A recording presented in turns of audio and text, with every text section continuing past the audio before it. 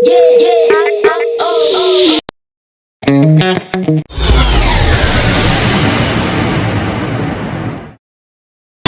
আমরা পৌঁছে গেছি শিয়ালদা। শিয়ালদা থেকে এখান থেকে দেখা যাক, যদি বাস পাওয়া যায় তো বাস ধরে হাওড়া যাব, আর যদি বাস না পাওয়া যায় তখন ট্যাক্সি বা র্যাপিডো করতে হবে। তো এখন আমরা এসে গেছি হাওড়া স্টেশনে। আমরা চলে এসেছি হাওড়া স্টেশনে। আমার সাথে আছে কৌশিকদা, আর এখানে আর একটা বন্ধু ওয়েট করছে ওয়েটিং এরিয়ায়। এখন তার কাছে যাবো, আমাদের ট্রেন দিয়ে দিয়েছে 9 নম্বর প্ল্যাটফর্মে। ট্রেনে উঠে তারপর বুড়ো মাস্টার চলে এসছে কানপটি ফানপটি। Jodhpur superfast express 12307 Howrah Jodhpur express. এটাই আজকে আমাদের ট্রেন 9 নম্বর প্ল্যাটফর্ম থেকে ছাড়বে। আজকে আমরা যাচ্ছি পরেশনাথ। সুপারফাস্ট এক্সপ্রেস ধরে যাবো আমরা পরেশনাথ পর্যন্ত, তারপর ওখান থেকে লোকাল ট্রান্স করে যাবো। তো আমাদের সিট আছে S4 এ। এখন সিটে গিয়ে পৌঁছাই। পিছনে কৌশিকদা আসছে, আমরা 3 জনে বেরিয়ে যাচ্ছি একসাথে। 11টা 30 মিনিটে ট্রেন ছাড়বে হাওড়া থেকে, পরেশনাথে গিয়ে পৌঁছাবে 4টের দিক। আমাদের ট্রেন এখন ধানবাদ জংশন ঢুকছে। এর পরের স্টেশনে পরেশনাথ, পরেশনাথ আমরা নামবো।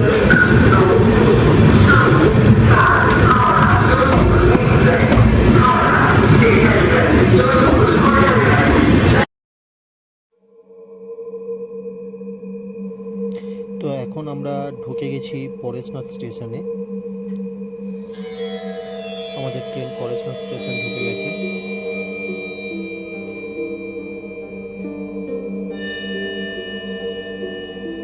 অনেক লোক এখানে অপেক্ষা করছে যারা এই ট্রেনটা ধরে এরপরে জঙ্গিপুর বা জঙ্গিপুরের আগের কোনো স্টেশনে গিয়ে নামবে, তারা এখান থেকে ট্রেন ধরবে।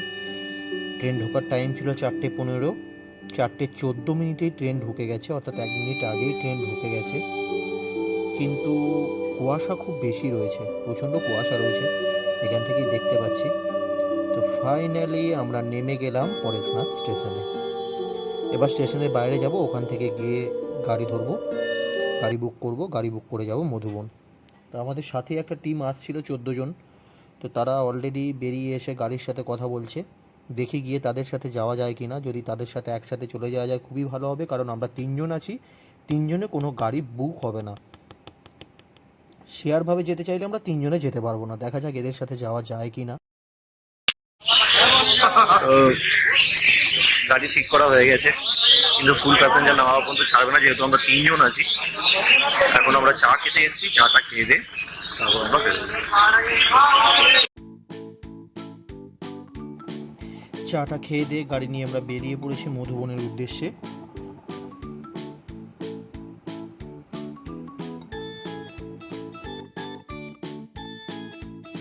পরেশনাথ স্টেশন থেকে মধুবনের দূরত্ব 23 থেকে 24 কিলোমিটারের মতো।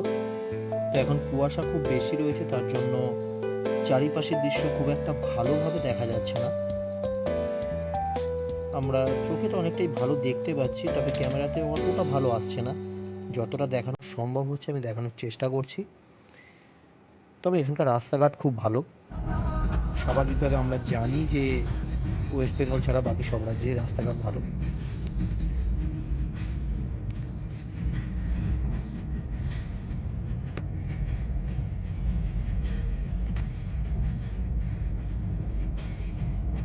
এই গানটা আমাদের গাড়িতেই হচ্ছে, বেশ সুন্দর একটা ভজন হচ্ছে। সকালবেলা এরকম ভজন শুনতে শুনতে আসতে বেশ ভালোই লাগছে। তার উপর কুয়াশায় ঘেরা এরকম সুন্দর একটা পরিবেশ, খুবই সুন্দর লাগছে।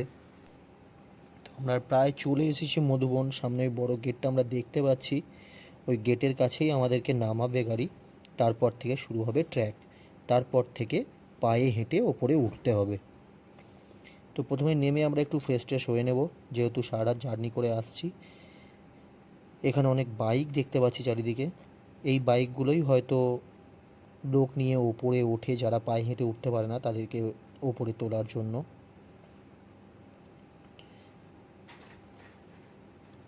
গেটের পর থেকেই শুরু হবে পরেশনাথের ট্র্যাক, একদম গেটের কাছেই গিয়ে আমাদেরকে নামাবে।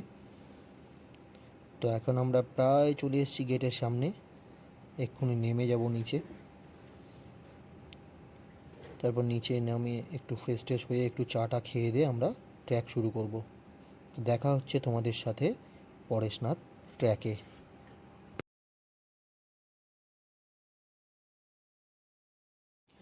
তো ভাই আমাদের ট্র্যাক শুরু হয়ে গেছে। কৌশিকদার প্রফেসর এখন সামনে যাচ্ছে, আমি পিছনে যাচ্ছি। এখন তো খুবই এনার্জি আছে, জানি না এই এনার্জিটা কতক্ষণ থাকবে আমাদের। তবে ওয়েদারটা খুব সুন্দর রয়েছে, ঠান্ডা ঠান্ডা ওয়েদার। মাঝে মাঝে উল্টো দিকে উঠতে হবে।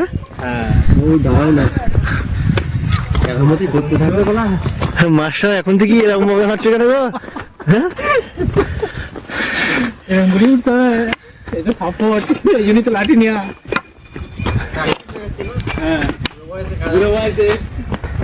এই তো বসার জায়গা করা রয়েছে।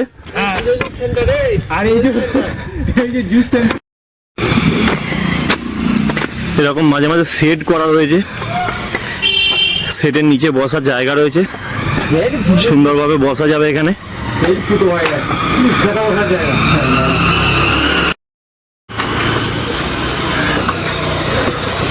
মাস্টারের ক্ষমতা এখনই মোটামুটি শেষের দিকে নাকি মাস্টার? কি বলছো? এখন 20 কিলোমিটার তুললো, আমি চলে যাবো। এখনো কুয়াশা কাটেনি, হাই সর্বনাশ। কৌশিক এখন বুড়ো দাদু হয়ে গেছে। চড়াই ভালোই আছে, সব রকম গাড়ি যাচ্ছে। একটা সুপার স্প্লেন্ডার গেল 125 সিসির, বেশি এখানে লো সিসির গাড়ি চলছে। কিন্তু ওয়েদারটা আজকে খুব সুন্দর আছে, কিন্তু কুয়াশা এখনো ভালোই রয়েছে। জানি না এই কুয়াশা ক্লিয়ার হবে কিনা। এখানে তো আবার একটা সেট করা রয়েছে, নিচে বসার জায়গা রয়েছে, উপর দিক থেকে গাড়ি আসছে। জঙ্গলটা যা লাগছে ভাই,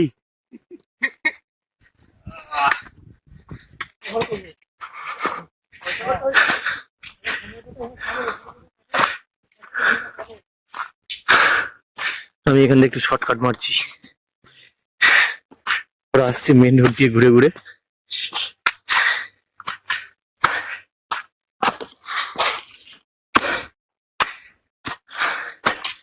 শর্টকাটে রাস্তাটা কম হয় ঠিকই, কষ্টটা বেশি হয়।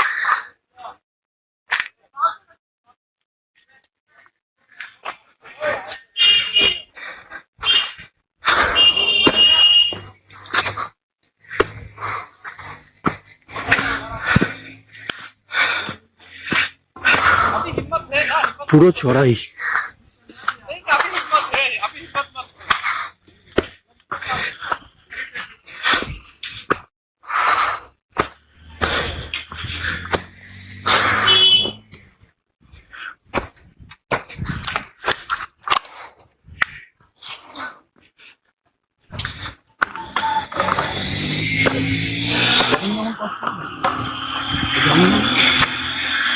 গাড়িগুলো কি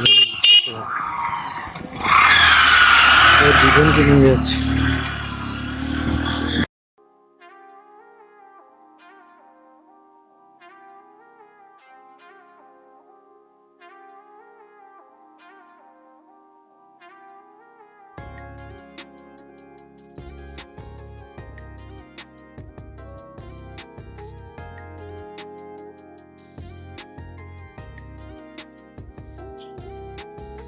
সামনে একটা মন্দির রয়েছে। এইটাই তো জল মন্দির নাকি? না না না না, জল মন্দির ওপরে। এটা শীতল মন্দির। শীতল মন্দির একটা মন্দির হলো, এটাই ফার্স্ট পড়ে, এটাই ফার্স্ট পড়ে। এটাই তো সেই 4 কিলোমিটার।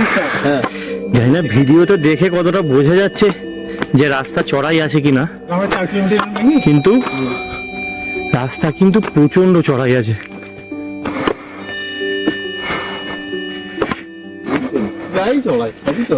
যাদের হৃদরোগ আছে বা পায়ের সমস্যা আছে তারা যেন হেঁটে না ওঠে, কারণ তারা উঠতে পারবে না হেঁটে। রাস্তাটা এতটা বেশি চড়া যে এই রাস্তায় বেশি বয়স্ক লোকেদের পক্ষে ওঠাটা সম্ভব না।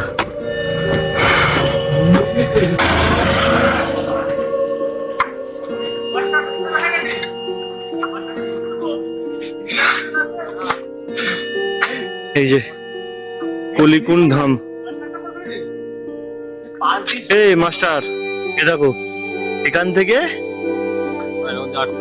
কদুলবাড়ি হচ্ছে 0.5 কিলোমিটার আর পরশনাথ মন্দির হচ্ছে 8.15 কিলোমিটার।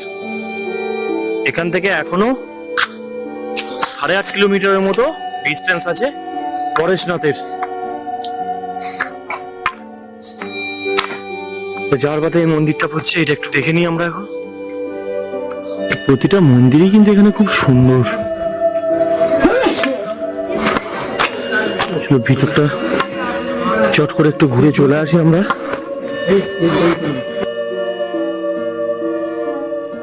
এই পরেশনাথ মন্দির যেতে গেলে 9 থেকে 10 কিলোমিটার পায়ে হেঁটে পাহাড়ের উপরে উঠতে হয়। পরেশনাথ মন্দির এবং জল মন্দির দুটো যদি দেখে ফিরতে হয় তাহলে প্রায় 26 থেকে 27 কিলোমিটার পায়ে হেঁটে ট্র্যাক করতে হয়।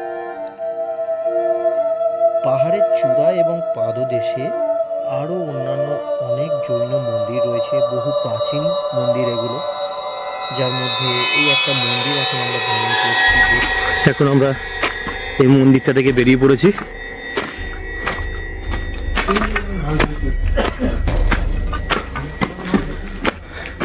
এই মন্দিরটা থেকে আমরা বেরোলাম। এখন দেখা যাক এর পরের গন্তব্য কি রয়েছে। সামনে যাচ্ছে আমাদের কৌশিক দা আর প্রফেসর। তবে যারা পাহাড়ে উঠবে ভাই অবশ্যই লাঠি নিয়ে, লাঠি ছাড়া উঠতে খুবই অসুবিধা হবে।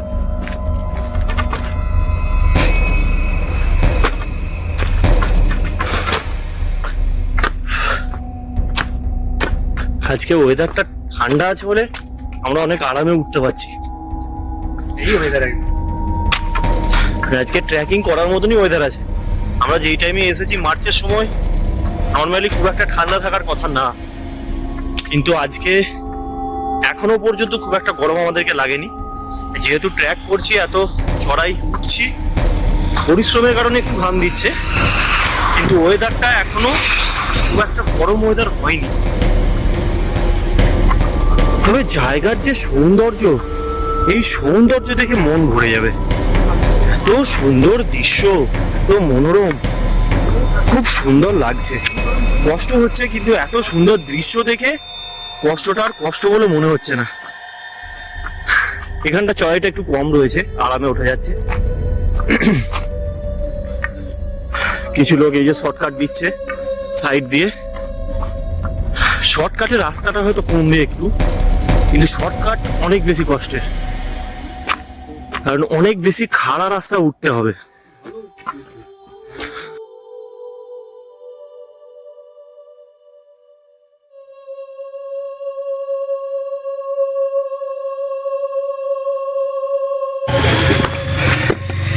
বাইক নিয়ে যারা উপরে উঠছে তাদেরকে দেখে মনে হচ্ছে যদি আমার কাছে আমার বাইকটা থাকতো খুব ভালো হতো। বাট আজ যেহেতু আমরা ট্রেনে এসেছি আর বাইকে ওঠার কোনো প্ল্যান আমাদের নেই, তো আমরা পুরোটা ট্র্যাক করেই উঠবো। সবাই এখন ট্র্যাক করতে ব্যস্ত। মাস্টার তো এখন থেকে কোমর ঝুঁকিয়ে ঝুঁকিয়ে হাঁটছে। যদি ওর বয়স হয়েছে সবার থেকে সিনিয়র, তো তাই জন্য বুড়োর মতো হাঁটছে, অসুবিধা কিছু নেই। 3-4 কিলোমিটার আসার পর কৌশিকদার মনে হচ্ছে এখন যে না ট্র্যাক করে বাইকে করে গেলে বেটার হতো। জুতোটা ঠিক না। আরে জুতো খুলে হাতে নিয়ে নাও, পায়ে কষ্ট করে যাবে। আবার গ্রাম রয়েছে, বসত বাড়ি তো এগুলো, বসতি আছে। এই পাহাড়ের এত উপরে বসতি।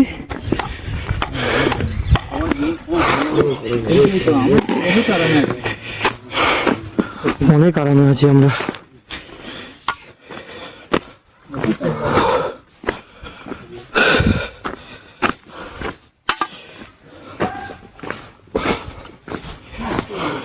MB3 0.5 কিলোমিটার পরেশনাথ মন্দির, 7.65, মানে আমরা মোটামুটি 3 কিলোমিটারের মতো উঠে এসেছি। তখন 9 ছিল, প্রায় 3 কিলোমিটার। 9.65। হ্যাঁ, প্রায় 3 কিলোমিটারের মতো আমরা এখন উঠে এসেছি উপরে। এবার এখানটা একটু এতক্ষণ ধরে চড়াই রাস্তা দিয়ে ট্র্যাক করে আসার পরে অনেকক্ষণ পরে আমরা একটু সমতল রাস্তা পেয়েছি। এখন হাঁটতে আর কোনো কষ্ট হচ্ছে না, খুব ভালো লাগছে। বরঞ্চ অনেকক্ষণ পরে একটু সমতল রাস্তা পেয়েছি। আসলে আমরা সমভূমি মানুষ তো, সমতল রাস্তায় চলা অভ্যেস। এরকম পাহাড়ি রাস্তা একটু কষ্টদায়কই আমাদের জন্য অন্তত। তবে পাহাড়ের উপরে বসতি রয়েছে, এই মানুষজনদের মানে যাবতীয় দরকারি জিনিসপত্র বলো, জল বলো, সমস্ত কিছু কিন্তু নিচে থেকে আনতে হয়। সমস্ত মানে তাদের জীবনযাপনটা কতটা কষ্টের, আমরা একটু কষ্ট পেলে ভাবি ভাই বিরাট কষ্ট হচ্ছে, তাহলে এই মানুষগুলো আরো কতটা কষ্ট করে রয়েছে এখানে পাহাড়ের উপরে। সিঙ্গেল বাঁধর, এখানে বাঁদরকে বিস্কুট খাওয়ানো হবে। বিস্কুট খাওয়াই বাঁদরকে? খাবি নাকি বিস্কুট? ওরে সালা, এলে ভাই তোরা নিয়ে যা, করো করো। এই দেখো একটা বললে যে সেই তো তো চলে এলো ভি ভি করে। দেখো আরে বাচ্চাগুলোকে দে। হ্যাঁ হ্যাঁ, এতগুলো আছিস জানতাম না রে ভাই। সেই তো। তাহলে আর দু একটা নিয়ে। বাইকগুলো এই রাস্তায় যেভাবে চালাচ্ছে, ঠিক আছে বাইক এই রাস্তায় যাচ্ছে এই স্রোতে, বাট এই রাস্তাতে এইভাবে বাইক চালানোটা ঠিক না। তো বাইকগুলো প্রচন্ডই রাফ ভাবে যাচ্ছে, কি মাস্টার? এমনি তো বাইক যখন আসলে পুরো সরে করছি, পুরো পায়ের উপরে চালিয়ে দেবে, দরকার নেই। তুই দেখে ক্যামেরা করবি। বাইকগুলো প্রচুরই রাফ ভাবে চালাচ্ছে। যতই এরা লোকাল, এরা সারাদিনে হয়তো 10 বার যাতায়াত করে, সব ঠিক আছে, কিন্তু সেফটিটা ফার্স্ট ভাই। ভুল মানুষ মাত্রই হতে পারে, যে কারোর হাত থেকে ভুল হতে পারে। যে চালাচ্ছে তার পিছনে তাকে ভরসা করে একজন বসে আছে, সে যদি কোনো দুর্ঘটনা ঘটায় তার থেকে বড় ক্ষতি হবে পিছনে যে তাকে বিশ্বাস করে বসে আছে। এখান থেকে আমরা টপটা একটু দেখতে পাচ্ছি, একটু দেখা। এই জায়গাতে আমরা যাব। এই জায়গাতে পৌঁছাতে হবে, এখনো অনেকটা পথ অতিক্রম করতে হবে, অনেক কষ্ট হবে। কিছুটা উপরে উঠতে হবে, কিছুটা সমতলে যেতে হবে, কিছুটা নিচের দিকে নামতে হবে।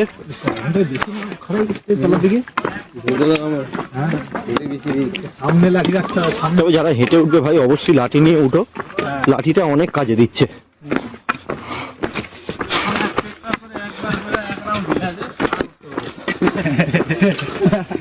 ওখানে যেতে হবে। না, এই প্রাকৃতিক সিনারি গুলো নিজে ফটো তুলতে হবে। এতটা উঁচুতে আমাদেরকে যেতে হবে, এখনো অনেক উঁচুতে যেতে হবে। ফিরে চলে এলো ওরা। আমি গাইড করছি তোমাদের। চৌদুল্লা করে ফিরে চলে এলো। এখানে ভাই সোলার রয়েছে কোন মাস্টার? বসতি বাড়ি, ঠিক আছে। ভিউটা দেখো কত সুন্দর এখানে। সরিয়া তাহলে জম লেগে খোলা। চৌদোল্লায় করে যাচ্ছে।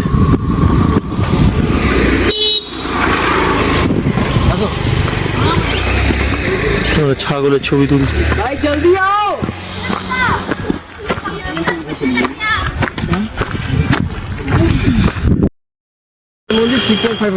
এখান থেকে গান্ধার নালা হচ্ছে 0.7 কিলোমিটার, শীতল নালা 2.4 কিলোমিটার, পরেশনাথ মন্দির 6.5 কিলোমিটার।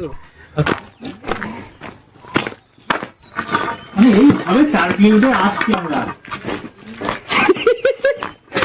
বলে ফেললো 5 কিলোমিটার চলে এসেছি। শুভমকে বলে দিল 5 কিলোমিটার চলে এসেছি। একটু ফ্লেক্স দিতে হবে, এরকম বললাম।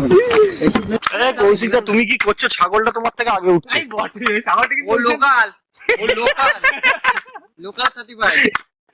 ও কিন্তু ওইখান থেকেই উঠেছে। হ্যাঁ, ও লোকাল সার্টিফাইড। ও মনে না, ও মনে মনে স্থির করেছে যে ভাই আমি দাঁড়াবো না, আমি আস্তে আস্তে যাব, কিন্তু কন্টিনিউ যাব। এখানে একটা ছোট ওয়াটারফল রয়েছে, ওই ওয়াটারফলটা দেখার জন্য এখন আমরা নিচে নামছি আস্তে আস্তে। मुंह डालेंगे बनाते Yeah.